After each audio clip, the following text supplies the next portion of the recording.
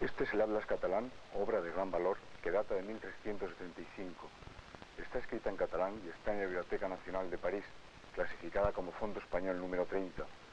Su autor fue un catalán, un judío catalán, Cres Abrán, que en 1375 realizó esta obra por orden de los reyes aragoneses Pedro IV y Juan I.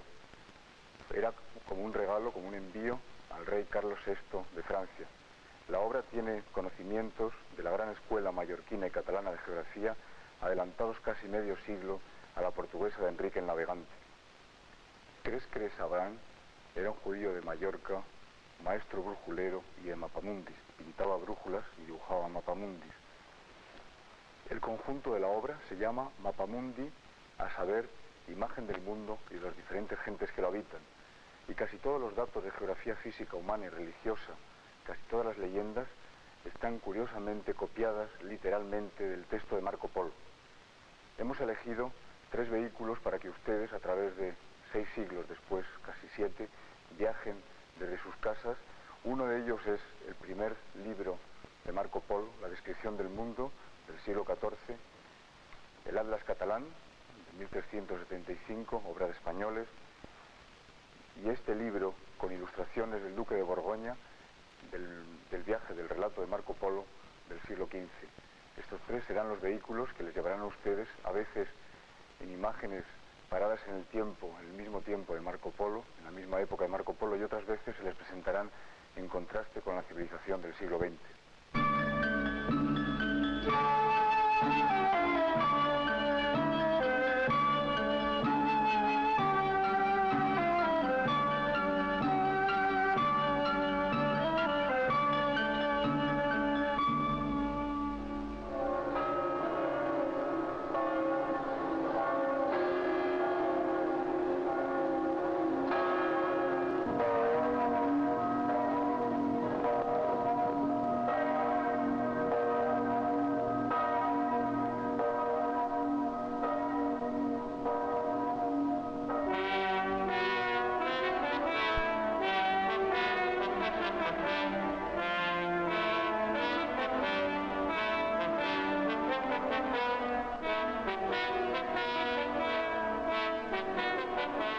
Príncipes reales, emperadores y reyes, duques y marqueses, condes, caballeros y burgueses y todas las gentes que quieran conocer las diversas razas de los hombres y las diferentes regiones del mundo.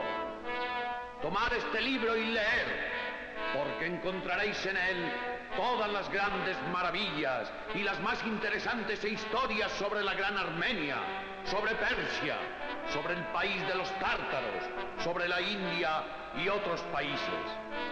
Y todo esto se os contará en el mismo orden con que el mícer Marco Polo, sabio y noble ciudadano de Venecia, lo contó después de verlo con sus propios ojos. Y en verdad, después de que nuestro Señor Dios hizo a Adán, nuestro primer padre, hasta nuestros días, no ha existido jamás cristiano ni pagano, ni tártaro, ni indio, ni ningún otro hombre que haya conocido tantas partes del mundo y de sus maravillas como mícer Marco Polo.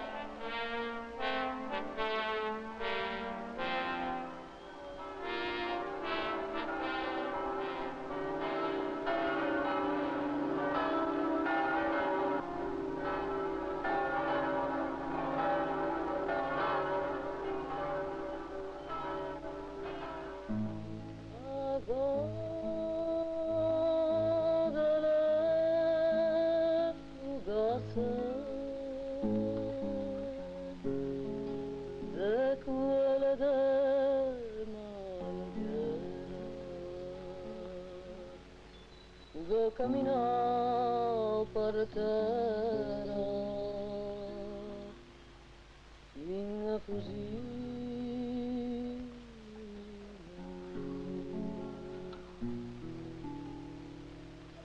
Sonda dal trastoro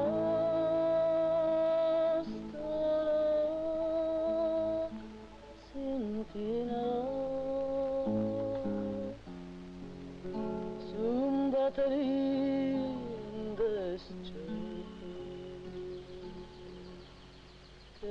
va de galope a la sueca.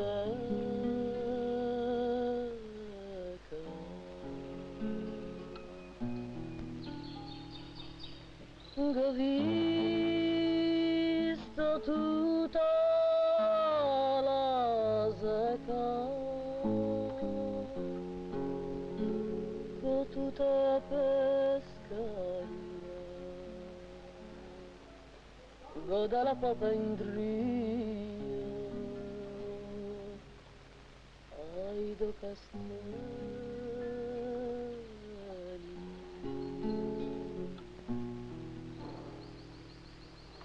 Ho visto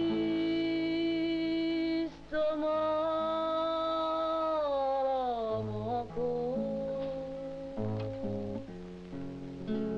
con tutto quanto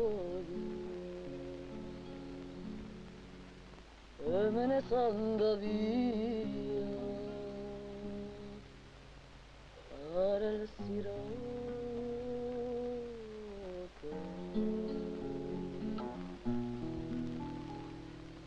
Go cammina per tutto, go visto un burone, l'aveva un bel sesterno e me la mostrava.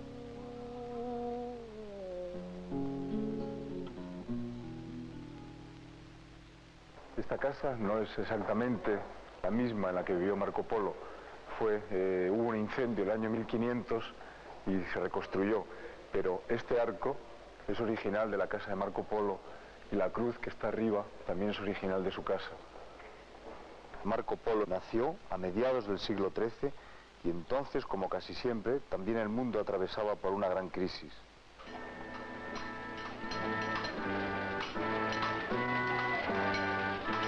En este periodo, los estados de Europa estaban muy divididos, enzarzados en luchas unos contra otros. La cristiandad continuaba todavía la guerra de las cruzadas. Era la época en que los árabes construían la Alhambra de Granada. Sin embargo, el poderío del mundo árabe declinaba bajo el avance de los turcos. Italia como nación empezaba a existir, surgida de la unión de ciudades-estados independientes.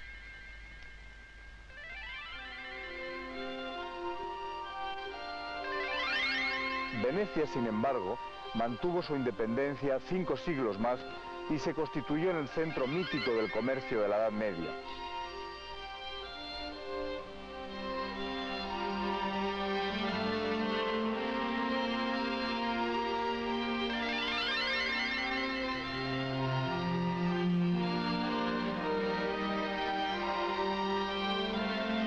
Venecia surgía del Golfo Adriático como un fantástico ensueño de piedras medievales teñidas de estilo bizantino, construidas sobre unas pequeñas islas, unidas unas a otras por un complejo laberinto de canales y puentes.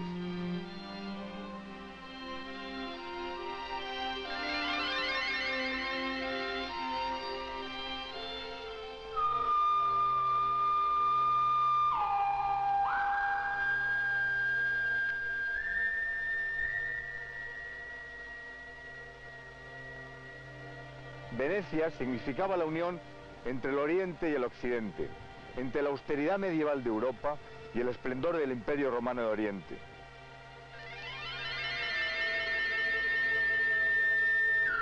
Venecia conectó un imperio romano desaparecido con otro que resucitaba en Oriente a través de la cristiandad ortodoxa de Bizancio, de Constantinopla.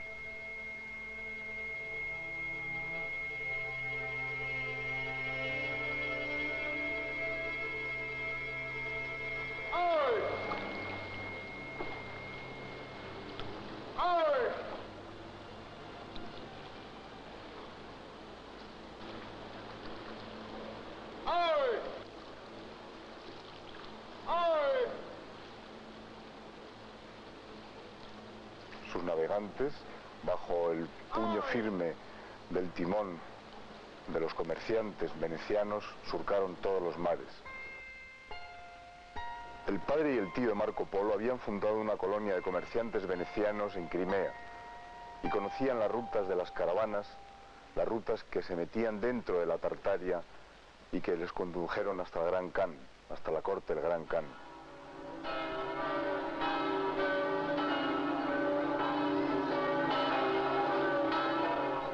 En el sentido estricto de la palabra, Marco Polo no fue un descubridor. Marco Polo conoció el mundo y Marco Polo recorrió lugares que antes habían conocido otros. Sin embargo, lo que distingue a Marco Polo de otros viajeros que le precedieron o que le siguieron son sus cualidades personales, su organización mental. Estimulado por una curiosidad sin límites, tenía el don de verlo todo, de retenerlo, de saberlo contar. Su fama proviene precisamente de esto, y por eso su libro fue un auténtico bestseller a través de los siglos.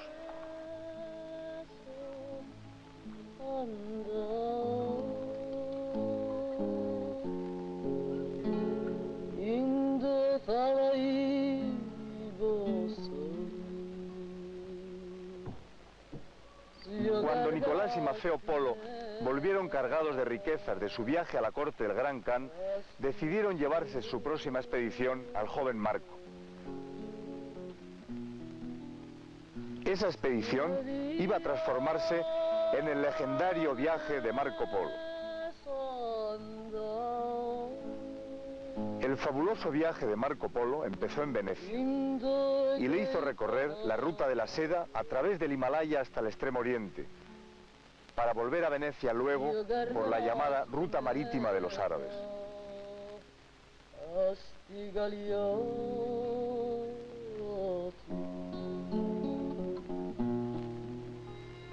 Aquí empezó, hace 7 siglos, aquella expedición que iba a durar 25 años.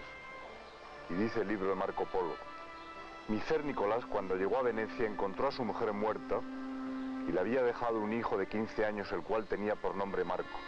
Entonces Nicolás y Maffeo, su hermano, se quedaron 2 años en Venecia, en espera de que fuera elegido un nuevo papa al que tenían que entregar un mensaje del Gran Khan. Era el año 1269 cuando los Polos regresaron a Occidente. El Papa Clemente IV había muerto. Y viendo que no se elegía papa, al cabo de 2 años, decidieron emprender el regreso hacia la corte del Gran Khan. Dejaron Venecia, llevando al joven Marco con ellos en dirección a Tierra Santa.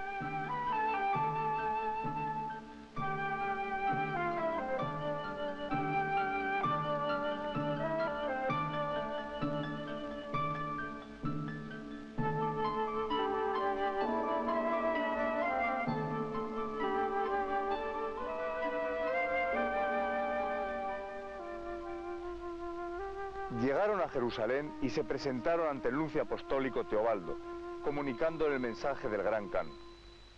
Pedía a Kublai Khan que le fueran enviados 100 hombres sabios de religión cristiana, conocedores de las 7 artes, y que pudieran discutir con los idólatras y los chamanes y demostrar que la ley de Cristo era la verdadera.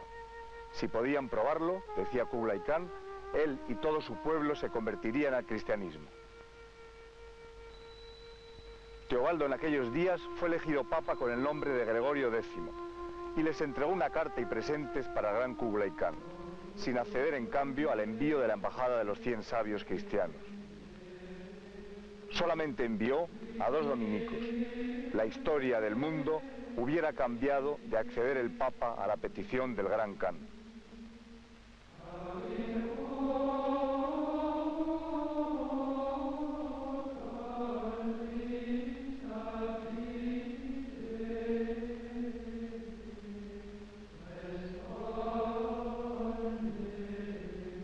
Los hermanos Polo tenían otro encargo del emperador mongol. Debían de llevarle aceite de la lámpara que alumbraba el Santo Sepulcro de Jerusalén, al cual le atribuían maravillosas virtudes.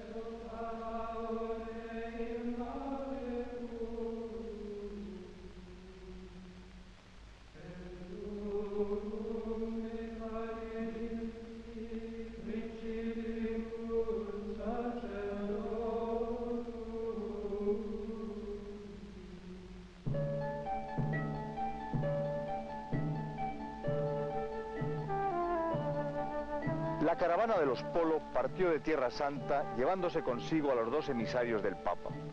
Se dirigieron hacia el norte, hacia Asia Menor, la actual Turquía, en busca de las hordas mongolas del Gran Khan, que estaban en continua lucha contra el Islam en su avance hacia Occidente. El padre y el tío de Marco Polo llevaban unos salvoconductos en formas de tablillas de oro firmadas por Kublai Khan que les proporcionaban seguridad y protección durante el viaje siempre que encontraran las hordas tártaras o mongolas.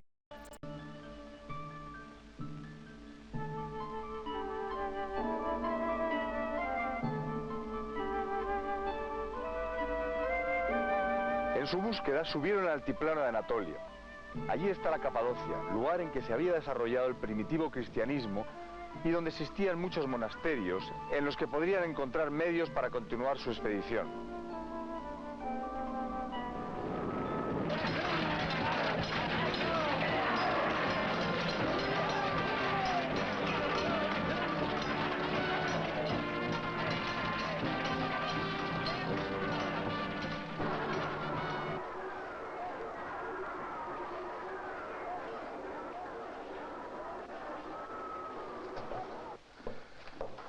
Cuando la caravana de Marco Polo entró en Turquía, en Capadocia, fueron testigos, como dice Marco Polo en su libro, del asalto del soberano de Siria y de Egipto, acompañado con un gran ejército de sarracenos, que pusieron en peligro la vida de los emisarios del Papa. Los dos emisarios, asustados, dieron la vuelta y dejaron a la caravana de los Polo los regalos de Gregorio X para el Gran Khan. En aquel tiempo, los habitantes de Capadocia, desde casi el primer siglo después de Jesucristo, eran objeto de grandes persecuciones, primero por los romanos, después por los seljúquidas, los mongoles, y en el año 1271, el año que Marco Polo atravesó Capadocia, fueron también de los árabes del sultán de Babilonia.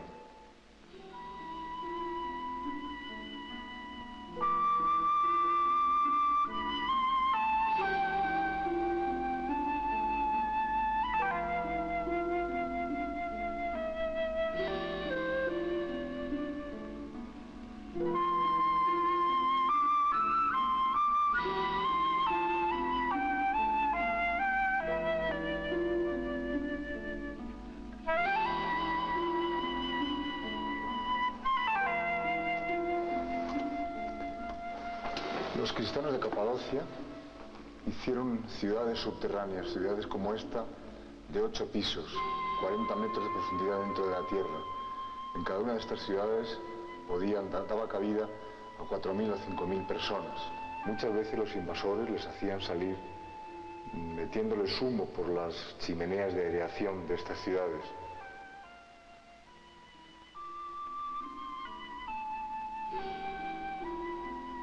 Cada familia tenía un cuarto como este y excavado en la pared había almacenes de trigo, de grano y a veces hasta agua. Por aquí podían lavar, aquí hacían su pequeña cocina.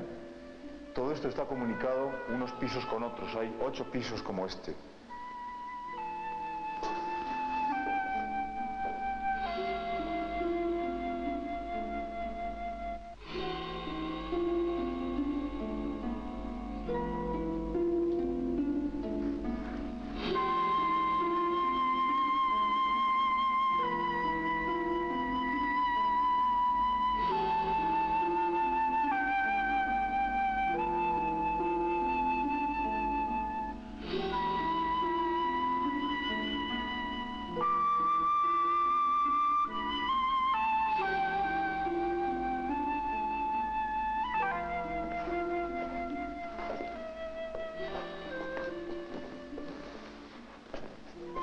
Unos pisos de otros, unos cuartos de otros, usaban bloques redondos de piedra con una madera, con un madero en el centro, los hacían girar y tapaban completamente la entrada. Muchas de estas antiguas ciudades de Capadocia estaban unidas con túneles. Algunos de los túneles tienen hasta 9 kilómetros de largo. Dentro de esta ciudad subterránea había lagares como este, llenaban de uva y los hombres de Capadocia exprimían la uva, salía por aquí el zumo y después en esta parte depositaban el vino en unas jarras. En este sitio, a partir del siglo II después de Jesucristo, se fundó una gran iglesia griega. Los frescos de estas iglesias, completamente socavadas dentro de la tierra, son debidas a artesanos, artistas armenios. Armenia fue el primer país cristiano, en el siglo IV después de Jesucristo, el primer país cristiano del mundo. Debido a las persecuciones, a que este sitio de Capadocia cambiaba de fronteras por los ataques de los bizantinos o los ataques de los árabes, los cristianos se refugiaron en estas montañas y aquí dentro organizaron monasterios, iglesias, en esta parte hay más de 1000 iglesias decoradas por artistas armenios.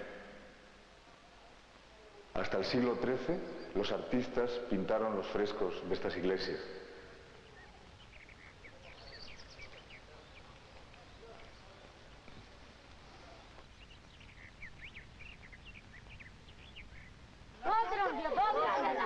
Casi a 2000 metros de altura, el invierno es durísimo y las temperaturas sobrepasan los 20 grados bajo cero. Apenas hay árboles y sus habitantes para calentarse usan en vez de madera el estiércol de los animales secado al sol.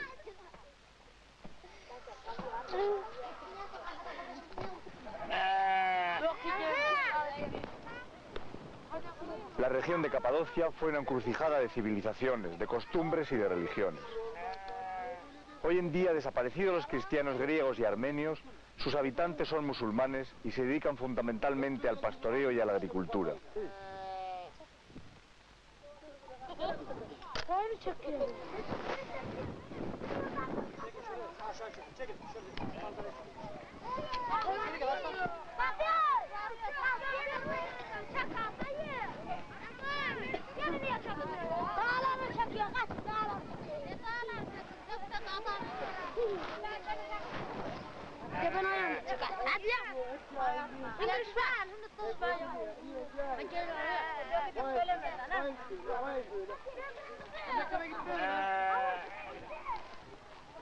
En la Edad Media, esta región se describía como Armenia, nombre que hoy en día se aplica solamente a la zona sur de la Unión Soviética, al sur de Georgia, fronteriza con Turquía, en las montañas del Cáucaso.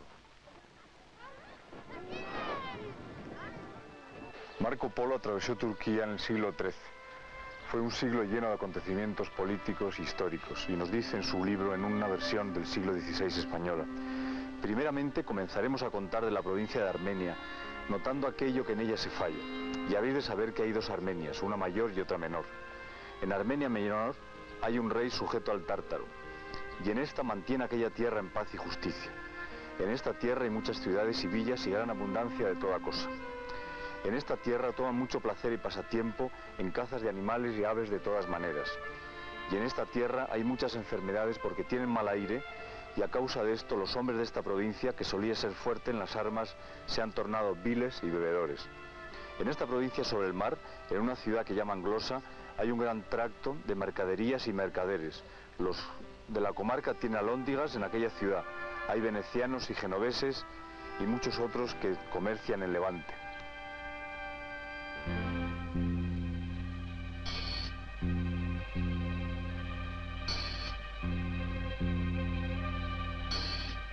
Capadocia es una región volcánica. La erosión ha hecho que la lava adquiera formas fantásticas, usadas después como viviendas trogloditas. Parece un inmenso cementerio de tumbas gigantes, donde en un aquelarre milenario, los muertos, vestidos con sudarios de arena, bailaran una danza de pesadilla.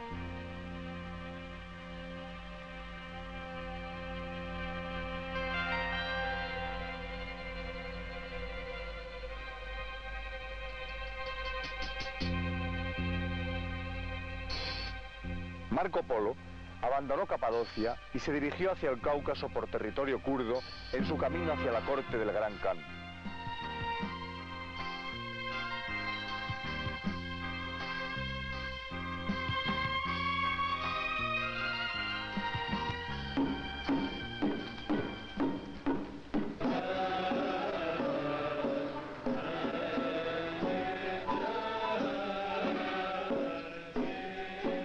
Las estepas han elevado siempre la mente humana, haciendo que en estos lugares se desarrollen movimientos espirituales místicos.